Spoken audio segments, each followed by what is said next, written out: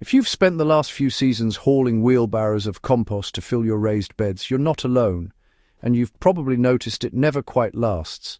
The soil level drops, the texture compacts, and by mid-season, you're topping up again. Compost is valuable, but using it as the main filler for raised beds is a mistake that wastes time, money, and microbial potential. The truth is, there's a much smarter, more natural way to build rich, fertile soil for next spring, without all the backbreaking work, and fall is the perfect time to do it. Let's break down why you should stop filling raised beds with pure compost, and how to use this proven fall shortcut that nature itself uses to build deep, black humus for free.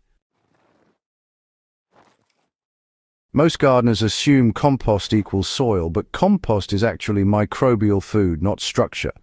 When you fill a bed with too much compost, two things happen. It breaks down rapidly and it collapses. Compost has a high rate of microbial decomposition, so over time it literally disappears, turning into carbon dioxide and water vapor as microbes consume it. That's actually why your beds sink several inches each year. The second issue is nutrient imbalance. Pure compost tends to be too rich in soluble nitrogen early on, but, it lacks stable carbon. This leads to lush, weak plant growth and eventually poor moisture retention later. If you've been filling raised beds every year, you've essentially been starting from scratch each season instead of building a living soil ecosystem. The goal, really, should be to create permanent fertility that strengthens over time. Instead of hauling in finished compost, you can just use what fall gives you in abundance: leaves, stems, garden residues, and, a bit of nitrogen-rich material to balance it all out. This approach is often called lasagna gardening or sheet composting, but honestly, it's really just how natural soil builds itself. The idea here is to layer carbon and nitrogen materials right in the bed, let microbes and worms do their thing over winter, and, end up with a nutrient-rich, stable soil by spring. Here's the process. Start by removing any old mulch or weeds from your bed. If your soil is dry, water it well to create a moist environment, because let's face it, microbes won't work in dryness. Begin with a carbon layer about 10 to 15 centimeters thick. This can be shredded dry leaves, straw, corn stalks, or even cardboard at the base if, say, you're starting from scratch. On top of that, add a nitrogen layer, something green and moist like grass clippings, spent garden plants or kitchen scraps. So you'll want to use a simple 2-to-1 ratio by volume. 2 parts carbon-rich material to 1 part nitrogen material. The carbon provides structure and airflow, while the nitrogen, that fuels microbial activity. You can just repeat these layers until your bed is filled, ending with a thin soil or compost layer on top, just enough to hold everything in place and protect from wind or drying out. Once your layers are in place, the real secret to success is, honestly, moisture and microbes. Dry organic matter won't decompose, it just sits there really. So, lightly water each layer as you build it, then give the entire bed a final thorough soak.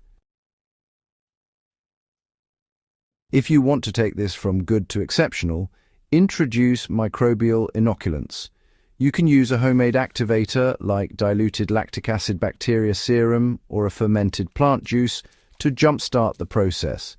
Mix 1 tablespoon of each per litre of non-chlorinated water and apply it over the top. This adds billions of beneficial microbes that immediately start breaking down organic material.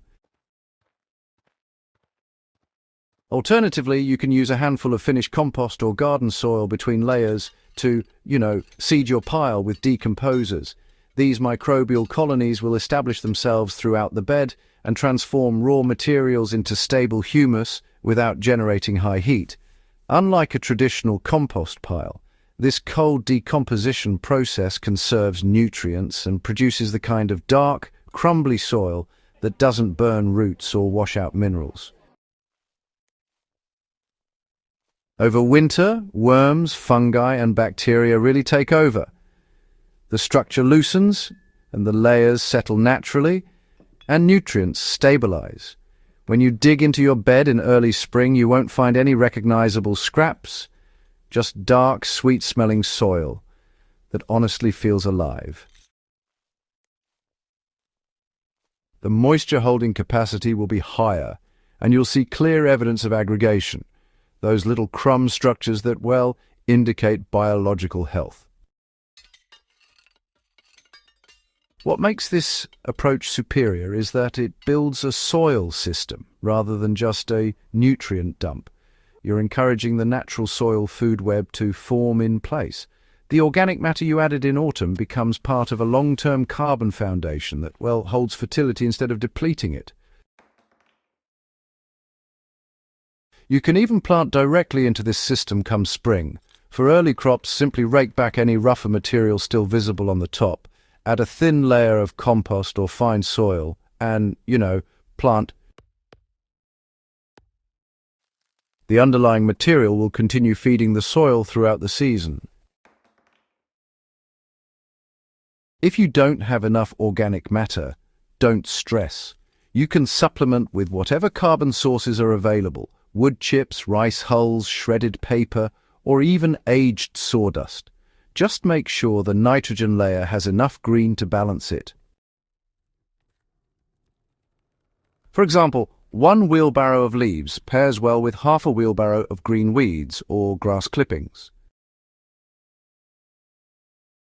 In very cold climates, cover your raised bed with a breathable tarp or old blanket to retain moisture and protect the microbial community through winter. In warmer zones, a light mulch layer of straw or shredded leaves is enough.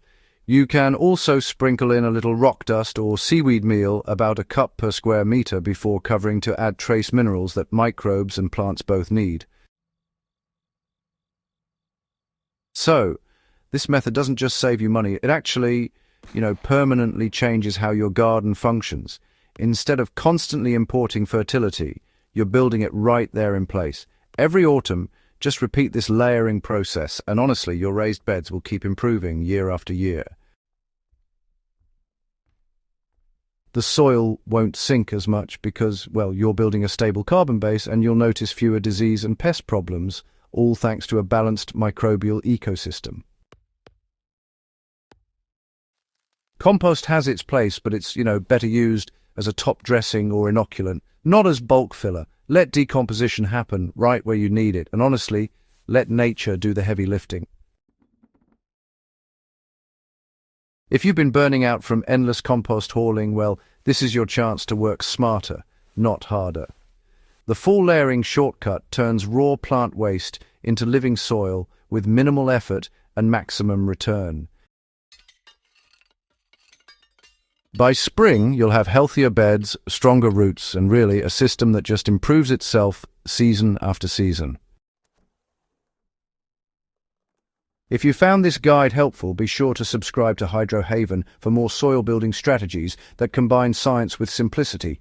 Hit that like button, share this with your fellow gardeners, and remember, nature already knows how to build perfect soil. Our job is just to let it happen.